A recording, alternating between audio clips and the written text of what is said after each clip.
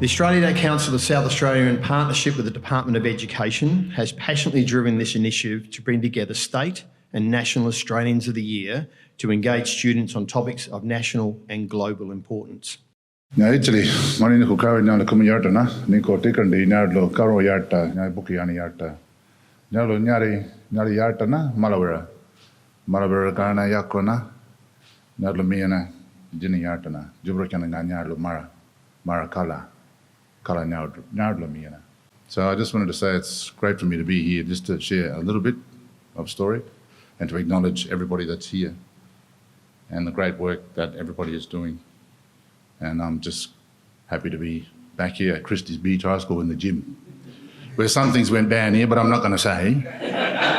We have supported these summits to make sure that across the 5 summits we're going to hold, where lots of different high schools from the different schooling sectors in South Australia, the students will get an opportunity to actually hear directly from people who have done remarkable things. The one thing I do want to say about all of those people, though, is I know them all, and I know they all care about you.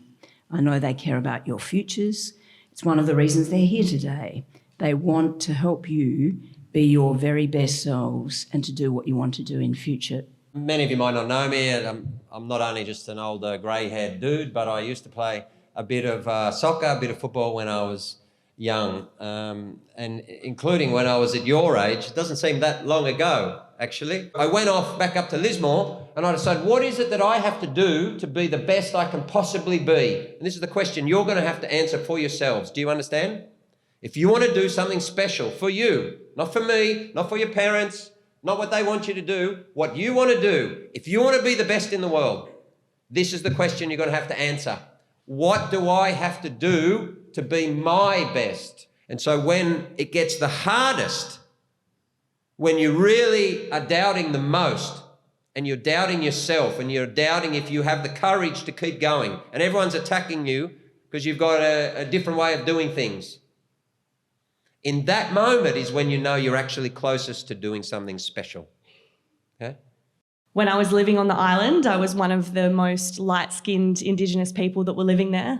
And then when I came to the mainland, I had my identity always questioned about being too light to be black or too black to be white.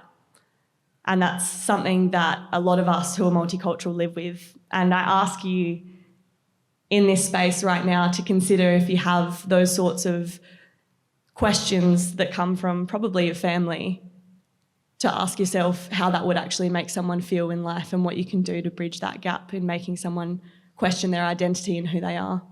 I'd been really heavily involved with working with communities and my family and with standing up for country. I realised that our First Nations communities are often the most affected by the climate crisis and contribute the least to it.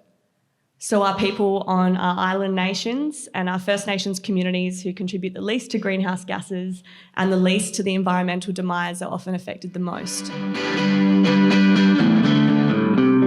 Spending your pay all on brand news. Your patterns on your plain old side. Really gonna be For too long, we've overlooked the needs of those who are different and who face barriers we could have actually very easily removed.